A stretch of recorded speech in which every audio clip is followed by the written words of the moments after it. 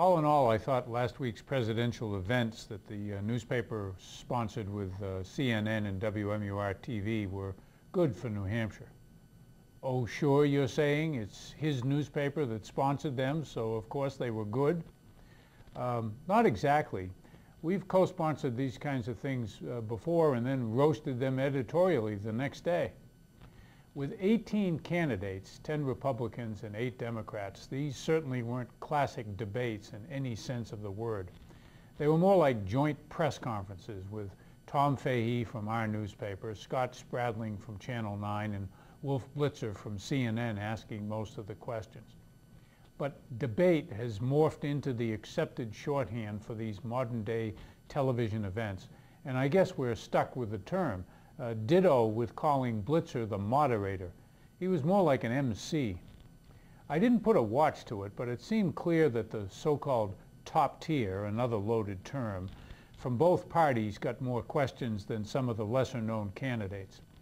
That's unfair, if sometimes hard to avoid, with so many people on stage and the TV folks interested in trying to hold viewer attention. We try, not always successfully, to resist the top-tier designation in our reporting. In some ways, it's a self-fulfilling prophecy. It's based on part on poll numbers and money, which ought not be the big factors that they are, especially in a state where voters love to knock off a front-runner once in a while. While there was an edge given to Edwards, Clinton, Obama, and to Romney, Giuliani, McCain, the Tancredos and Gravels and the rest were all given time, and some made the most of it. I think we did make the right call, though, in determining which candidates to include in the forum. There have been years in which dozens and dozens of people sign up to run for president.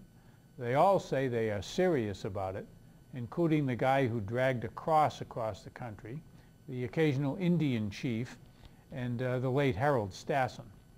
But seriously, someone has to make a decision as to whom to include in these forums. If we make the wrong call, we hear about it. Personally, I wouldn't have included the Connecticut social worker the year that Ed Muskie ran against George McGovern.